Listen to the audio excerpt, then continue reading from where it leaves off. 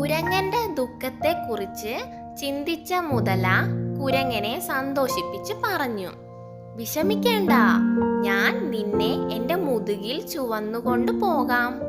നിന്നെയും സുരക്ഷിതമായി തിരികെ കൊണ്ടുപോകാം.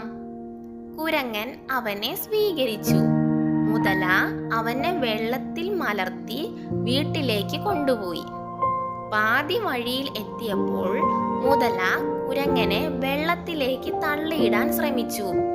എന്നിരുന്നാലും കുരങ്ങൻ മുതലയെ മുറുകെ പിടിച്ചു. വീണില്ല. മുതലയുടെ പ്രവൃത്തിയിൽ കുരങ്ങനെ സംശയം തോന്നുകയും സത്യം പറയാൻ ആവശ്യപ്പെടുകയും ചെയ്തു. മുതല അവനെ തൻ്റെ നല്ല സുഹൃത്തായി വിശ്വസിച്ചതിനാൽ സംഭാഷണത്തെക്കുറിച്ചും ഭാര്യ തന്നോട് നടത്തിയ വഴക്കിനെ കുറിച്ചും അവൻ പറഞ്ഞു. അവൻ തൻ്റെ ഹൃദയം തിന്നാൻ കുരങ്ങനെ കൊണ്ടുപോകുകയായിരുന്നു.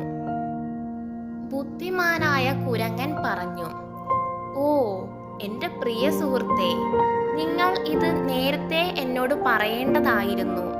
ദീർഘദൂരം യാത്ര ചെയ്താൽ അത് ചുമക്കില്ല എന്നതിനാൽ ഞാൻ എൻ്റെ ഹൃദയം മരത്തിൻ്റെ ഒരു കൊമ്പിൽ വെച്ചു. നിങ്ങൾ എന്നെ തിരികെ കൊണ്ടുപോവുകയാണെങ്കിൽ ഞാൻ എൻ്റെ ഹൃദയം നിങ്ങൾക്ക് നൽകാൻ കഴിയും. മുതല കുരങ്ങനെ സ്വീകരിച്ച് തടാകത്തിലേക്ക് തിരികെ കൊണ്ടുപോയി. കുരങ്ങൻ താമസിച്ചിരുന്ന മരത്തിനടുത്തെത്തിയപ്പോൾ കുരങ്ങൻ വേഗത്തിൽ കയറി മുതലയിൽ നിന്ന് രക്ഷപ്പെട്ടു. അവൻ മുതലയോട് അലറി, ഞാൻ നിങ്ങളെ ഒരു നല്ല സുഹൃത്തായി കരുതി, പക്ഷെ നിങ്ങൾ എന്നെ ചതിച്ചു. ഞാൻ ഒരിക്കലും തിരിച്ചു വരില്ല. ഇനി ഒരിക്കലും നിന്റെ സുഹൃത്താവുകയുമില്ല.